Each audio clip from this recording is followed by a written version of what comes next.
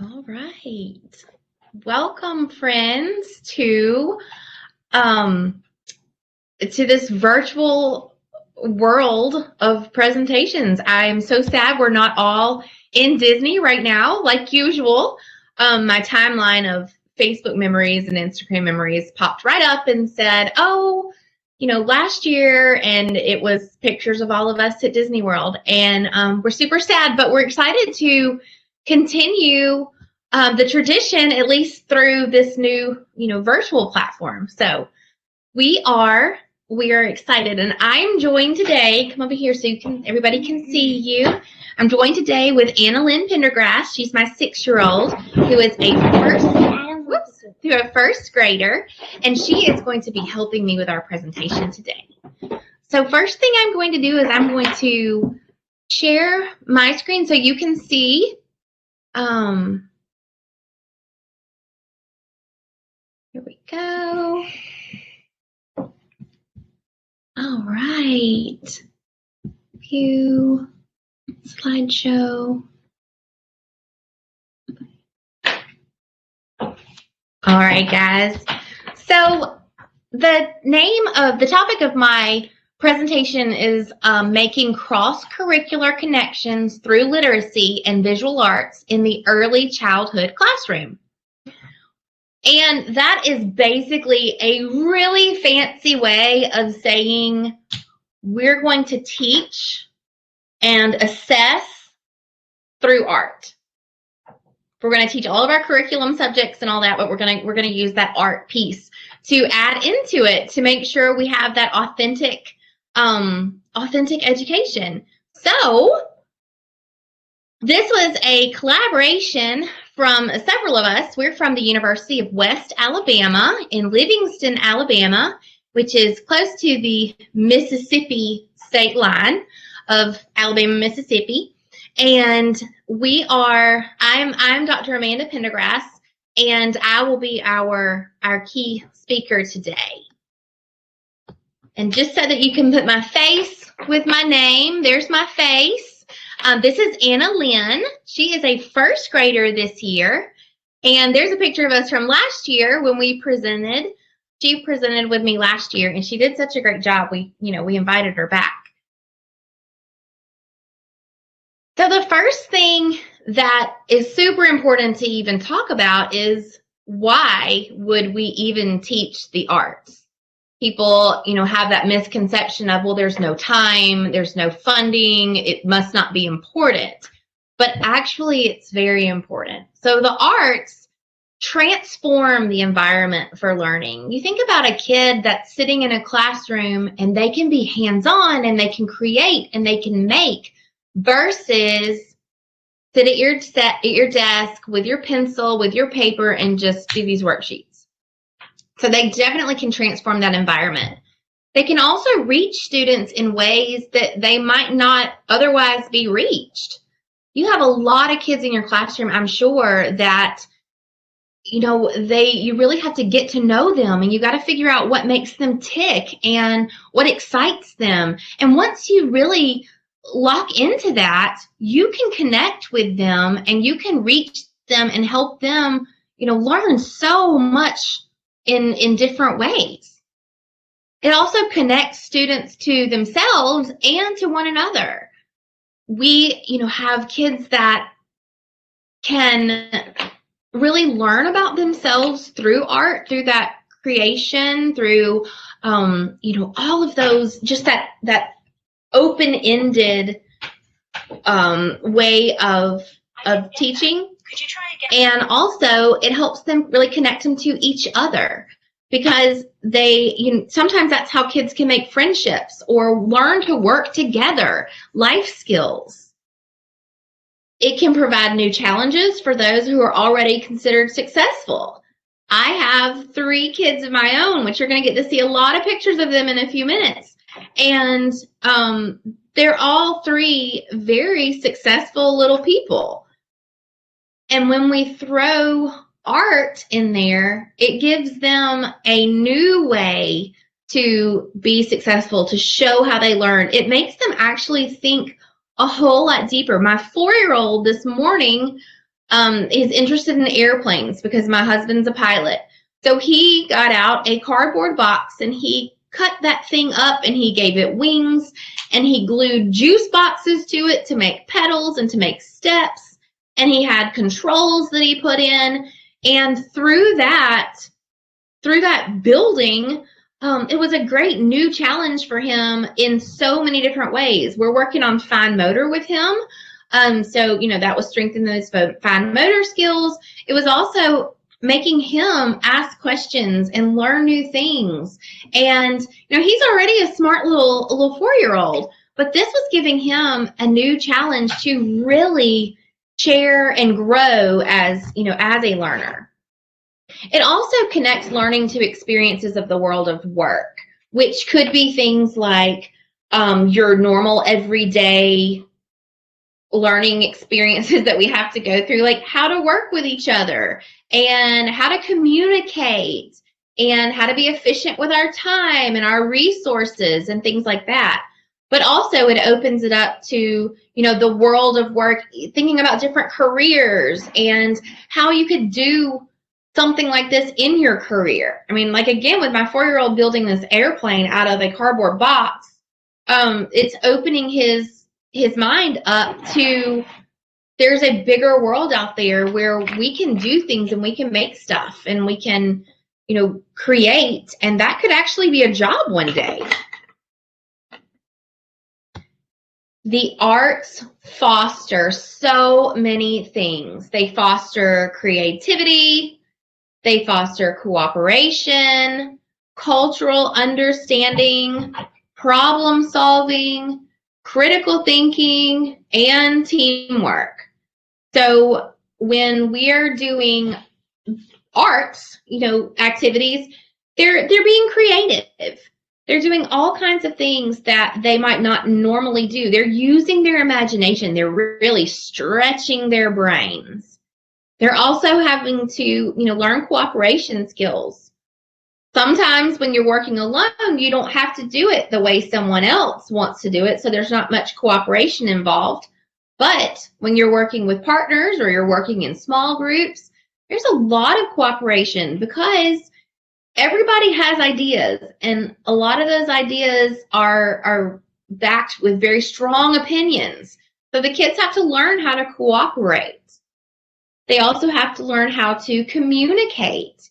And by communicating, that's, so many levels. You can communicate by saying, I don't like it when you do this, or it could be, hey, I think this would work better. It could be the communication of, maybe I did a project all by myself, and now I'm going to communicate my project to everyone else and really explain what I did. And that's something that kids have a hard time doing, that retelling. Even some adults have a hard time retelling from start to finish, and the why and the how, and really being able to articulate that. It also promotes a cultural understanding. We can learn about other cultures. We can learn how things might be done other places. Problem solving is huge. Not only do we have to, use our brains to create, but we also have to think through each piece. We're problem solving, like, what if I run out of materials, or how can I ration my materials to make sure I have enough? Or if I need something to be a certain size. So many things play into that with that problem solving. Also the critical thinking, it makes the children think deeply about what they're doing. And it also encourages and fosters teamwork. Like I said, if you're working with others, you will, you have to be able to cooperate and have teamwork. And I think we can probably all agree, if you are here at this conference of best practice, we know that school should not solely be about what's taught. Because if we want these kids to succeed in these 21st century college and careers, ready that the standards that we have for, preparing them to go out into the world. It's not just about what's taught. It's what can these kids do? What do they need to be able to do to be successful? And we know that they need to be able to solve problems. That is something that we struggle with in our house. So I have a 2-year-old little girl, a 4-year-old little boy, and a 6-year-old little girl. And solving those problems, it's so much easier a lot of times for me just to solve the problem and move on. But what I'm teaching them is mama will do it. So, having them learn how to solve problems, how to think for themselves, how to figure out why and, the how. And also, they need to learn how to manage themselves. I cannot tell you, what I do for a living is I teach college kids. I teach pre-service teachers. And there are so many pre-service teachers that I come into contact with that cannot manage themselves. They don't have time management. They don't understand, the importance of really blocking off their schedule or budgeting their time. They have a really hard time just managing themselves in general. And that's something that, our students need to be able to do that. Also adapt to change. So the best way I can explain adapting to change is for us to look at the year 2020. We started out the year in January and everything was normal. And we looked it up today, March 16th was the first day that Alabama was told stay home, don't leave, and we're going to have that changed. And my kids who were used to getting up every morning and their routine and going to breakfast and, eating breakfast and then going to school and doing school all day, their whole routine switched and changed. And we were all of a sudden all here at the house. And it was a learning curve. I'm sure some of you know that. And I was teaching college on Zoom, and I had my 3 kids home from school and from childcare with me. And we had to figure out how to adapt to that. And that's something that our students have to learn, because God forbid there's another global pandemic, anytime soon. But man, we all had to learn how to adapt to change. They also need to be able to analyze and conceptualize and really be able to, we said, communicate and work in teams, also create and innovate and critique. And by doing that, not ugliness of just critiquing, but also like figuring out how to talk to each other and how to create together, how to have innovative ideas, how to put them into practice, and how to critique not only the reasoning of others, but also critique their own performance. So many times our students think that they are perfect, and they're not. And that's just because that's life. I'm not perfect either. And I have to be able to reflect on that and to critique myself in order to improve my performance. Reflection is a huge piece that a lot of these kids don't necessarily understand yet. And that's what grows, lifelong learners, is being able to reflect. And the last one here is engage in learning throughout life. These kids, like I said, we want them to be lifelong learners. That's what we are as teachers, as parents, as just citizens of the world. We should all be lifelong learners, and we should want to continue to learn, because when we learn, we grow. And that is, those are just the things that we need to do to be successful citizens in life. Arts integration it's not a curriculum. It's not something you can buy at the store. It's an approach. It's an approach to teaching in which students construct and demonstrate understanding through an art form. We want them to really be able to share what they've learned about anything, and they can do that through art. It engages them in a creative process, and it connects an art form and another subject area, and then it also meets evolving objectives in both. We know that our objectives are always evolving, always changing. We want to be able to connect our kids to the learning, and this is just a great way to tie in any subject area with art. Hello, Dr. Pendergast. Yes. Your slides are not advancing. I think we need to exit from presenter mode and click on play from start, and then there we go. Is that it? You got them. Yes, I have your arts integration checklist now. Okay. And what is it? Here I was. There we go. Art integration Sorry. Is it back? That's what we see. Yes. Okay, perfect. Thank you. Sorry. No, that's great. Thank you for letting me know. All right, so what does it look like? This is where people get caught up on it. They're like, well, I'm not an art teacher. I'm not artsy. I'm not crafty. I don't know what to do. So the first thing you have to know is you don't have to be an artist to engage your young learners in arts activities. Annalyn, I'm going to ask you a question. Is your mama an artist? She said. Do I draw the prettiest pictures? No, I don't. And that's okay. It's totally okay not to be an artist.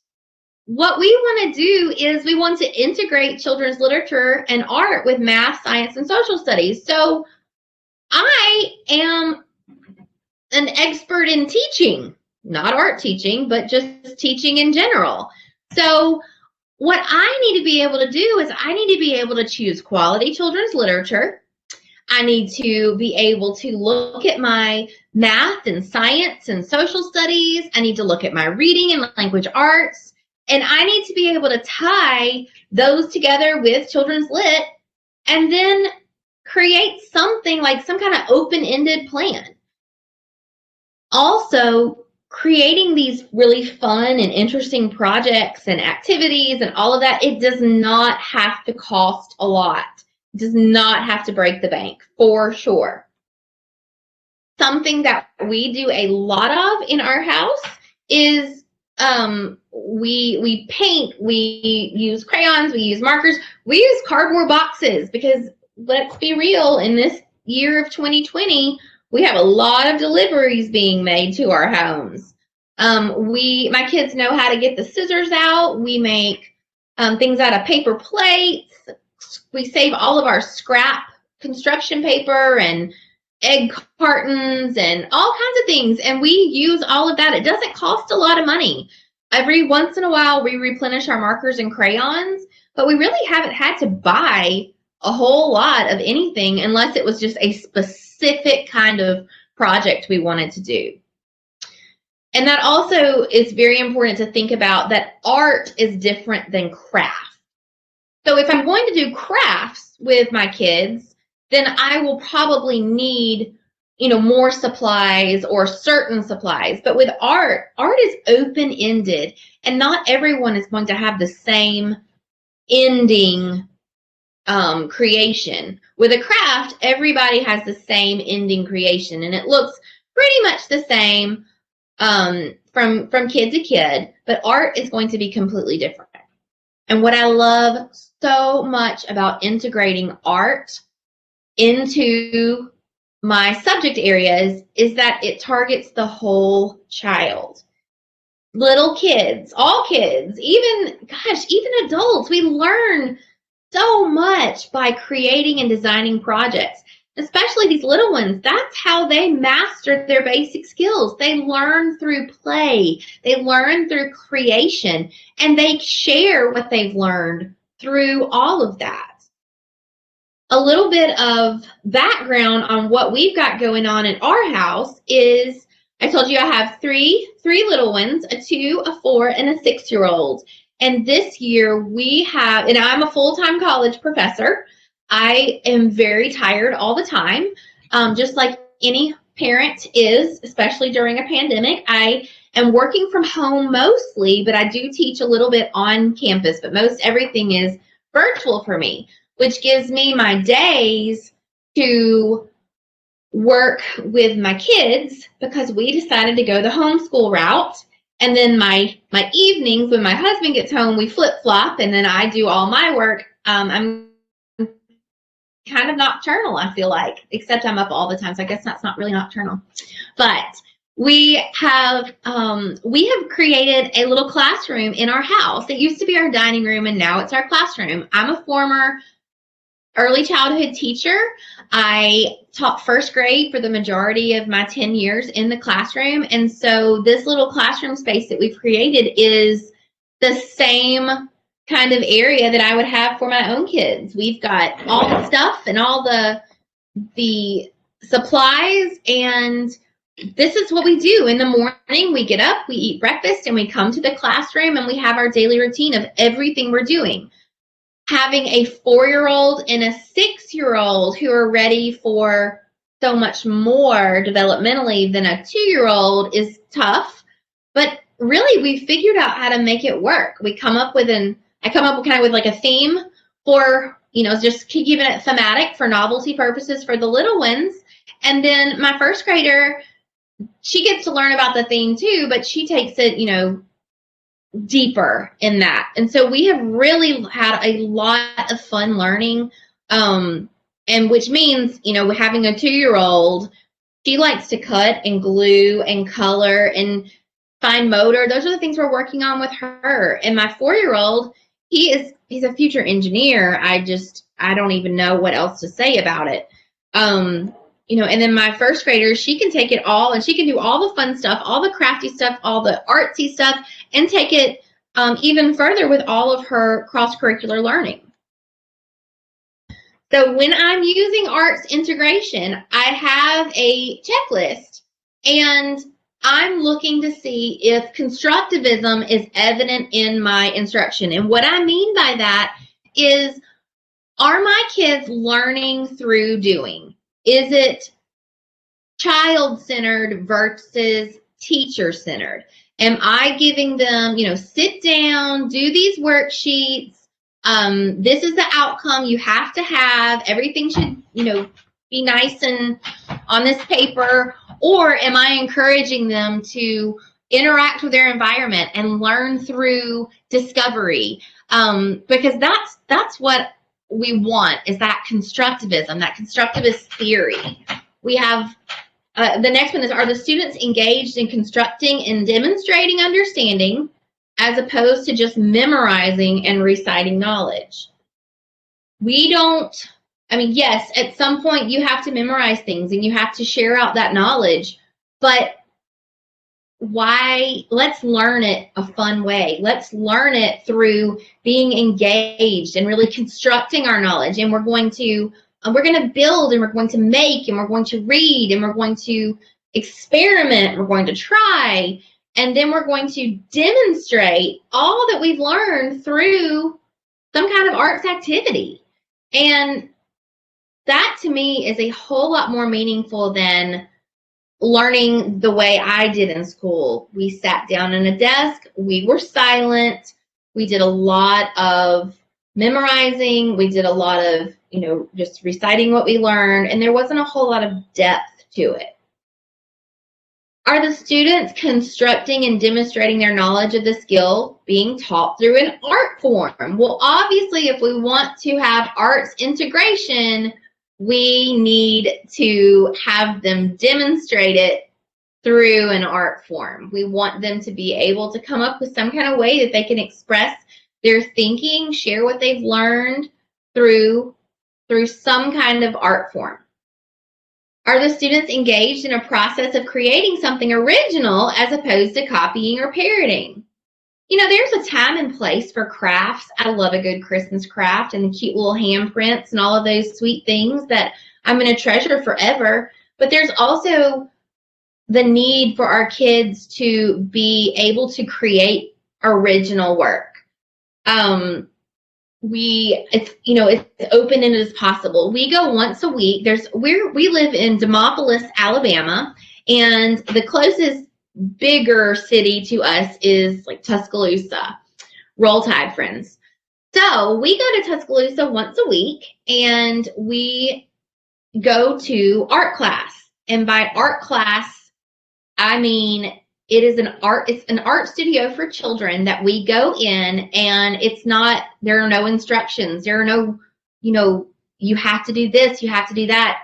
She has some guided activities set out, but then the kids can choose to do those if they don't want to, which mine usually bolt and go straight to the back of the studio and start digging through boxes and magazines and egg cartons and buttons and lids and sparkles and stamps, and they just create. She has paint.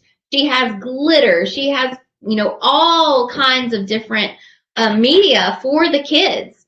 Every week, Thomas, my 4-year-old, pretty much creates a new car or a new house, or, he's got a whole city of cardboard things in his room upstairs. I told him, I said, Bud, we're running out of room. We're going to have to kind of build on something you've already made. And then sometimes, our 2-year-old, she just wants to try everything out. So she is not copying. She's not parroting. She might paint. She might stamp. Who knows what she's going to do? And my 6-year-old, she also is able to engage in, creating something that she wants. A couple weeks ago, my dad had surgery. So she spent her time in the art studio creating giant cards for him, just like Get Well Soon cards and things like that. She also has spent time, since she's understanding more about giving back and helping others, and especially we've talked about just being in our little, quarantine-ish situation. She has great grandparents that we're not able to see anymore face to face. We Zoom and we do all that. But what we do for them is she makes them art, and then we package it up each week and we mail it to them. And then we get on FaceTime and have those conversations with them.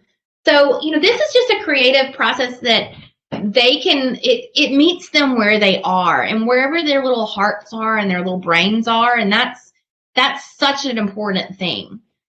Will the students share their products? We always want them to share, especially if we're doing this as like an end of unit kind of activity where they're going to explain what they've learned through some kind of art project. We want them to be able to share it because they need to be able to articulate it. They need to be able to share, their understanding, communication. Again, it goes back to all those things we want our students to be able to do, what they need to do to be good, like, citizens in life. And then the last one, is there a connection between the subject and then the activity? So if we've been doing a study on apples, we want to make sure that our arts activity is connected in some way so that they can share. We want to be able for them to share their learning. And there's lots of different ways of doing that.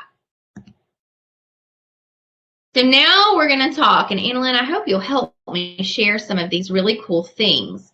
The people that are listening to our talk right now can see the pictures on the screen. They don't see us. So they'll hear your voice, but they won't see your face. But I was going to tell them about all these cool things. So we've been doing, for my 4-year-old, and that's my 4-year-old, Thomas, in the blue shirt. Thomas has kind of a theme each week that he's doing. He's a pre-K student, and he's actually doing virtual learning, but virtual learning for pre-K is really not, it's just not developmentally appropriate. So the teacher has come up with all kinds of cool things. We do a Zoom every day so that if he wants to choose to Zoom with the class, or, he can.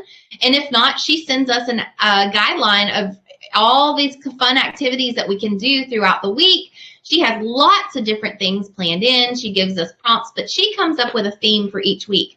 So we really let Thomas's theme guide us and what we have been learning about. So this was early on in the year. We did, what were we doing here? Art. we were doing art. What was our theme for the week? Apples. Apples. And when we were doing our apples, we tied this to so many different standards and objectives. And it's like I said, having a 2-year-old, a 4-year-old, and a 6-year-old in the same room, it can be very challenging. The 2-year-old has the attention span of like a gnat, and she is on to 20 things a minute. My 4-year-old also has a pretty short attention span. Anna Lynn, my 6-year-old, she can sit and she can spend a lot of time doing things. So it's hard for her because the other two are kind of zipping from thing to thing, and she's trying to concentrate on all. So we've just trying to figure out how we can make this work. It's our own little one-room schoolhouse, I guess. So first thing we do every morning is we start with our daily news, and everyone has a journal entry, and they can write anything they want. It doesn't have to be, it's not a prompt. It is whatever they want, and then they can, draw a picture to go with it or whatever. Thomas also has a journal entry for his teacher where she gives him a prompt. So this week, that prompt was, have you ever had an apple pie before? And so she wanted him to draw a picture and write his name. Well, he drew a picture, but he also then got all these pieces of paper, and he cut them into squares, and he glued them on, and he was telling us about it. And being able to have this, it wasn't a craft. I wasn't saying, here, make an apple. He was doing it. This was his idea and his learning. And then him explaining it to me and telling me about the pie and why he chose to have the red underneath and then the green on top. And all of this comes from his understanding of apple pies. And we even, I was like, oh gosh, well, the mom in me was going, I don't ever think you've even eaten apple pie. So of course we had to make apple pie and all of that. So that tied into our learning. For science, we really worked that week talking about the different parts of the apple, how there's the core and the seeds and the flesh and the skin and all of those pieces. And we talked about like where apples come from and where do they grow and the type of environment and that they would have to live in and things like that. And something that was really exciting for me was that my kids were so interested in apples that whenever we cut one in half, and they were having the best time looking at the parts of the apple. And we were picking out the seeds, and we were researching, and we were looking, and we got out some paint one day, and I was like, let's talk about the apples and the stamps. And so we made apple stamps. And you can see that Anna Lynn has these beautiful apple stamps up there that she has done. And then Sadie is taking her own liberties, and she's finger painting. And again, both are completely fine. The kids were sharing some of their learning. We took that a step further with our oldest ones so that they could actually like label the parts of the apple and, tying it back into that science, but they shared it through the art. Here we have math games. Anna Lynn we got some paper plates out, and we're working for first grade. We're working on addition with 2 numbers. So we would roll 2 dice, and she would tell me how many, and then she would glue that many on. And she said she wanted to make an apple with her. So that was her idea, to get the paper plate. And we kind of built on Thomas's idea that he did in the literacy extension with the scraps. And so like this is a math game that just completely came up on the fly. And as we're doing this, they're creating apples to share, to put with their apple unit and things that they had learned. This is not something that I sit down and I plan out a whole lot. I really just let them kind of take the lead. And then we have Sadie with the big passy in her mouth. She is working on that fine motor and really just exploration. That's what 2-year-olds do. You give that girl a bottle of glue, and she is the happiest little person. And here she's learning how to squeeze out the glue. And of course, she wants to be just like her big sister. And again, she's 2, so she's not going to be rolling the dice and adding them up, but she was doing it her own way, and she wanted to make an apple as well. So very open-ended, and we could build from these activities to, to go even further. These are just some really great books that we used.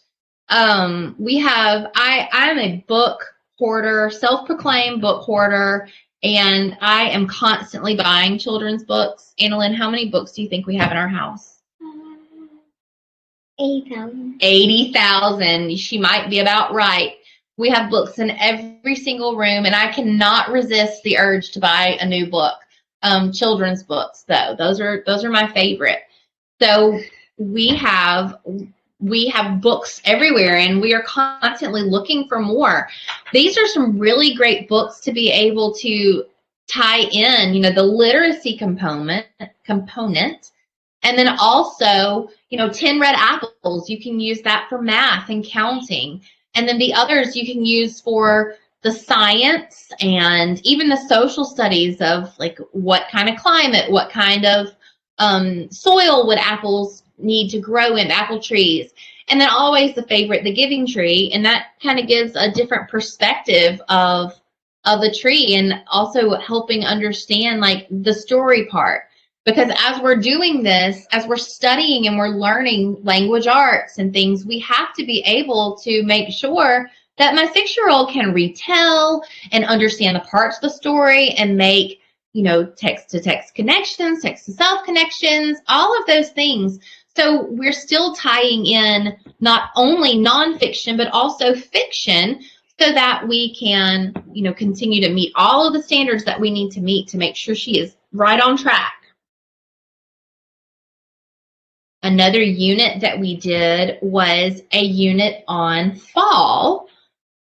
That one was super fun for everybody. We incorporated poetry, which we do poetry every single week. My kids have what we call a songbook, and I give them a new poem every week. And it's just, you can kind of see in that first picture, it's just words on a piece of paper. I print it, I hole punch it, and then we read it together. This really helps Annalyn with the reading, and I tie it into like word families and word study with what she's doing. And it also helps them understand and be able to visualize, because the poem doesn't have any pictures, it's just words. And so we visualize and we talk about it, and we illustrate our own. And they're very different. The ideas that they have are very different. We might do, I think that week we did 5 Little Pumpkins, and the song from 5 Little Pumpkins sitting on the gate.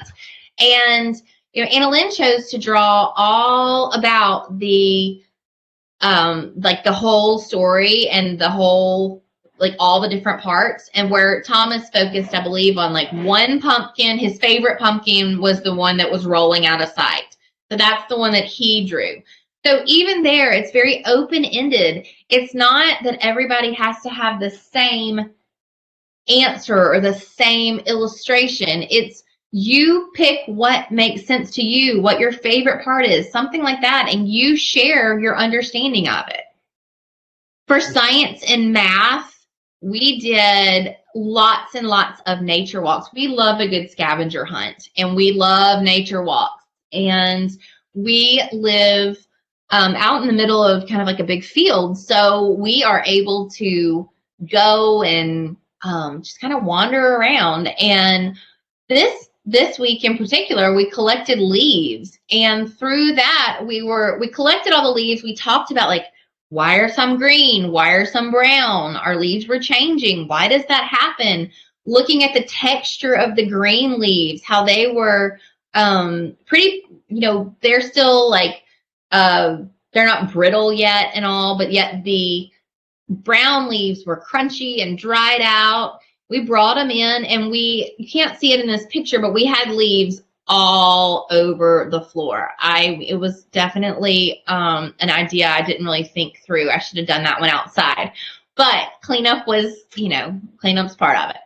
So we took all the leaves, and Anna Lynn and I have been playing a math game called Guess My Rule, and we have been doing it with different shapes. And so we decided to try it with leaves. So we were playing Guess My Rule with leaves. So in the middle of here's where Thomas sorted the leaves. He chose to sort by color. But there were another way. Anna Lynn, she created a rule in her head about the leaves, and she put all the ones that matched her rule on the big chart paper, and all the ones that didn't match her rule were off the chart paper. And then we had to guess what her rule was. So we really pulled in that science and that math, and being able to think through that higher order thinking, that critical thinking, the questioning, all of those things. We also, partly that week too, we made, their mama, me, I always have a wreath on our door, like a good Southern mama does. And they noticed that we were switching out the wreaths. We were putting up fall decorations, and they were very interested in that. And so here's Thomas creating his fall wreath that he wanted to put up on the door for us. And he has used glue, a lot of glue, and lots of different kinds of leaves. But you'll also see that he has clothespins all over this thing. And I asked him about it, because generally when my kids are doing something, I try not to interrupt and interject my ideas, because I really love to see what they're going to come out with. Well, I did have to ask him here about the clothespins, because I really wasn't sure about the purpose. And he told me that they were clamps. And I was, well, tell me about that. And he said that he knew that when his daddy was working on different things and holding wood together and waiting for wood to dry, or if you glue it, or putting two pieces of wood together to, maybe, I think he was talking about drilling it together or whatever, sometimes you put a clamp on it to make it stick together or make it stay. And I thought that was a really, interesting thing for my 4-year-old to come up with, that he needed these clamps to make the leaves and stick to the plate, while the glue dried. And again, that was just a really great way for him to share, his understanding of not just leaves, obviously, but also the world around him. He's watching, and he's learning, and he's making sense of things, and he's trying it out. And we have to foster that with these little people, because that's how they learn, and that's how they grow. Some other things that we do, just fine motor exploration. We made the Indian corn. We talked about Indian corn and how it was, a symbol of fall. And the kids, this was more of a crafty thing but they saw it on something, and they wanted to try it. So that was fine. Very simple for me. I got some pipe cleaners. I had some pony beads. We had the best time researching Indian corn and looking at the pictures, because Indian corn does not look like the corn we eat for dinner. And we were looking at all the different colors and the different kind of patterns, and how it's not really a pattern. It's just kind of all together the way it's grown.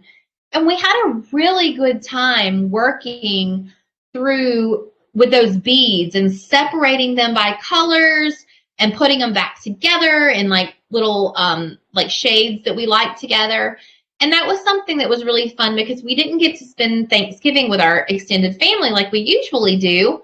It just wasn't in the cards this year. And so we made table decorations with Indian corn, which was perfect for fine motor, especially for my 2 little ones. And then we packaged them up with all kinds of art projects that we had created, and we mailed them to the houses that we usually go to, so that, you know, we would all be able to still celebrate together, even though we were at a distance.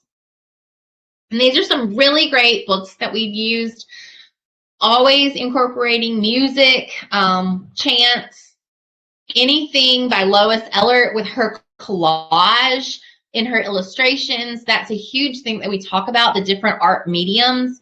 The pumpkin circle is really cool because it's the life cycle of a circle. A pumpkin, excuse me. We actually accidentally grew pumpkins this year. We composted our pumpkins in our garden last year. We threw them out there, and we just didn't even really think about it. They decomposed, and we planted our garden in the spring. We planted squash, and out popped pumpkins. And they were the cutest little pumpkins. And we determined that, whoops, that was because we composted there, and the pumpkin seeds kind of took over the squash seeds. So it was very, very interesting, but it was also a really cool learning experience. And we watched them grow all summer long, and then we harvested them and decorated our house with them. Another unit that we did was Thanksgiving. Again, this kind of went in with our fall. We spent time with environmental print, where we were talking about the literature. We read Gail Gibbons' Thanksgiving book. We talked about the symbols. We talked about the special foods. And that was one thing that I've never cooked Thanksgiving dinner before, because I always go to my grandparents' house and my aunt's house, and there's never any need. I always sign up to bring dessert or something. Well, having Thanksgiving at home was very different because we had to have our traditional food. So Anna Lynn and I spent a lot of time researching what the traditional dishes were and how to make them. We saved all of our environmental print, and Thomas has created his own little Thanksgiving dinner on this plate, which was fantastic for like fine motor. He was working on scissors, he was working on gluing, all of those things, and also things that made sense. You know, we didn't put pictures of Chick-fil-A on our Thanksgiving plate because that's not what we eat on Thanksgiving.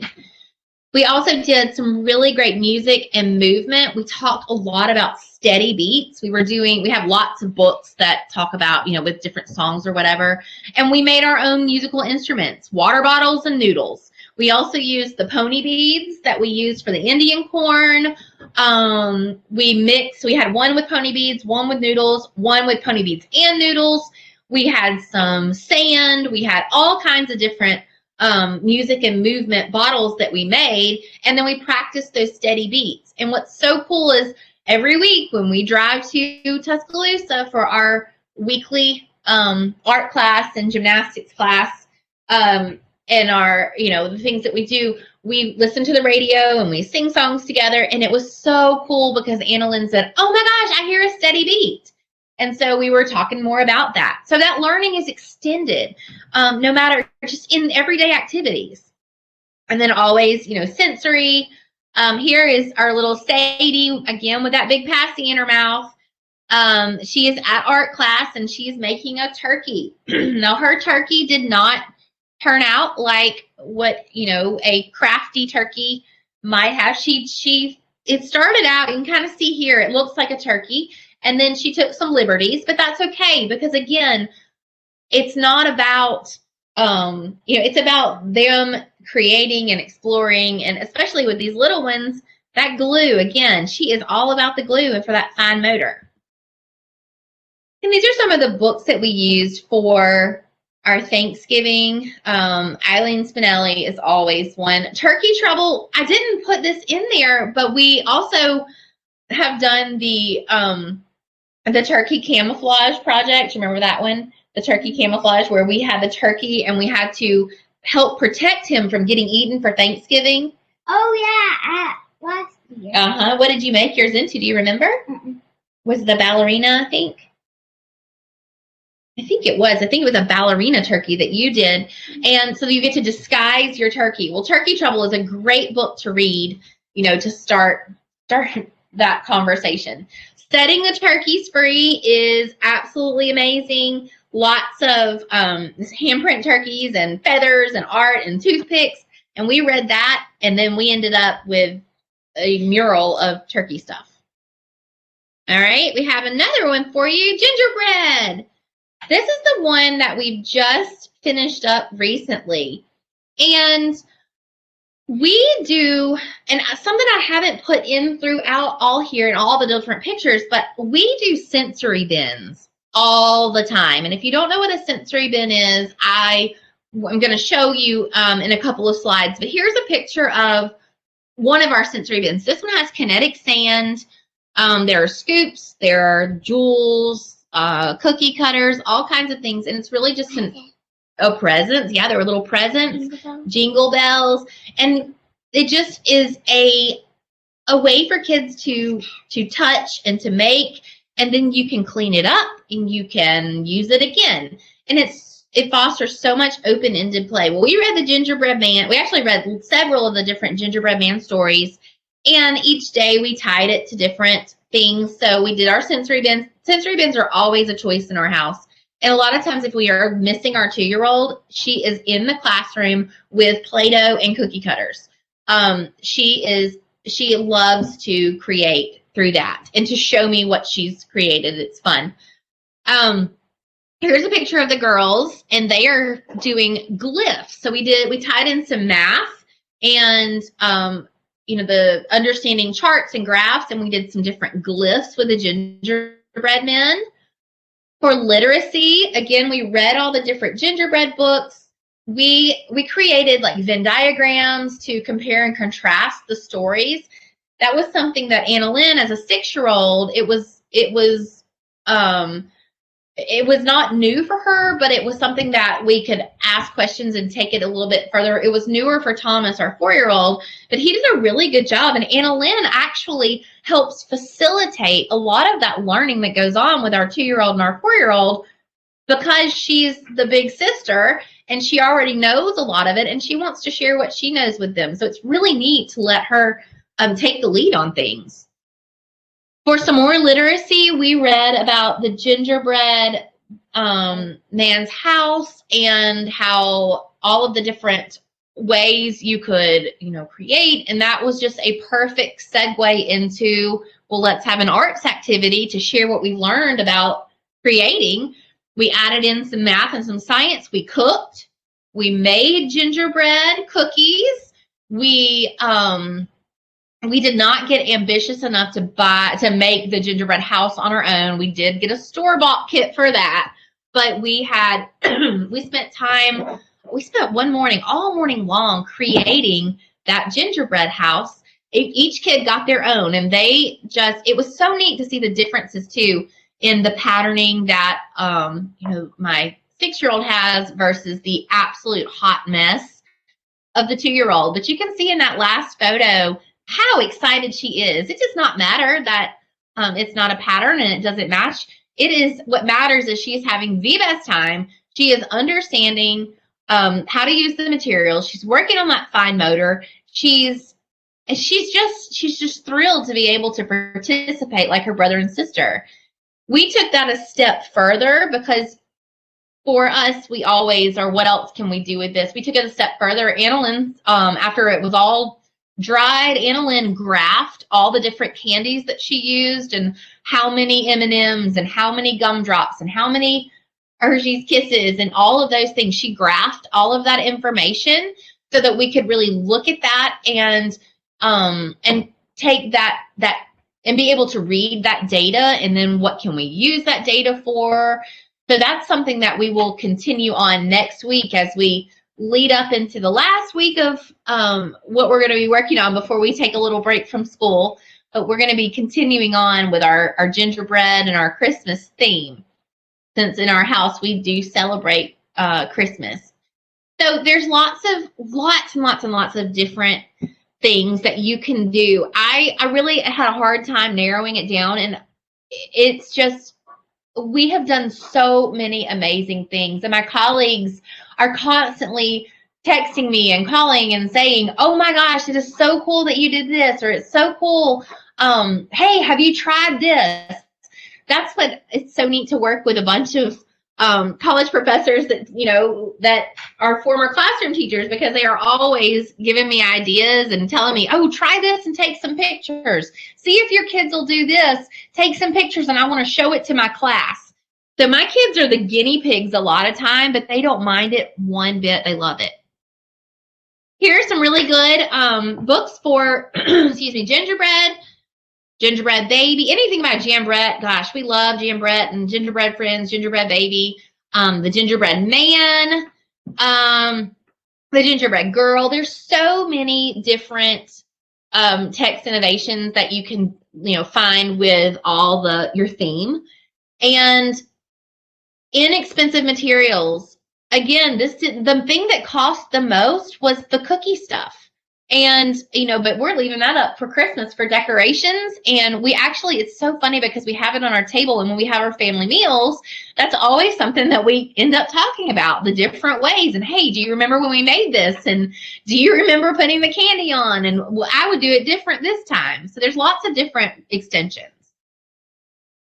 And lastly, I talked a little bit about sensory kits, but I just wanted to show you this. This is an example of a sensory kit. And sensory kits are so good for like fine motor, for exploration, open-ended play, learning through play, creativity. They are so adaptable. They're so engaging. I put a picture. This is one of my favorite companies, and I don't get any kind of commission or anything like that. It's just they are so good that I want to share. Let's Play Co, and she's on Instagram as Let's Play Co official, I think. But we buy a lot of those sensory kits. She has, sometimes they do them with water beads, sometimes we do rice, sometimes we do sand, sometimes we do Play-Doh, and then we have all the little pieces. The other day I looked over and Thomas had the sand. This picture is sensory sand. He had the sand and all those little Christmas trees he had put all around inside of them. And then he had Play-Doh that he had built a house out of behind it. And he said, Mama, I want to show you what I made. I said, yeah, what'd you make? And he said, this is Santa's village. No, Santa's workshop. Oh, Santa's workshop. You're right. Santa's workshop. So all of that came from him. That wasn't something that I said, go create.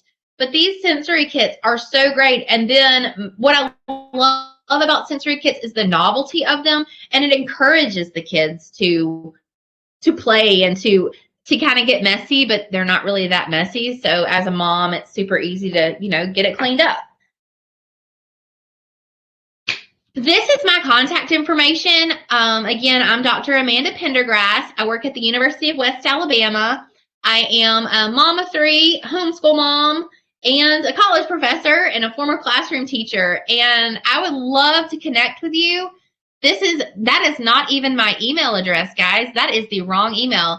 My email is apendergrass@uwa.edu, not gmail.com. But you can also find me on Instagram at Planning with Dr. P, where we document a lot of the fun things that we do, a lot of the learning that we have in our house. And we would love to have you follow along and connect with us to let us know that you're there.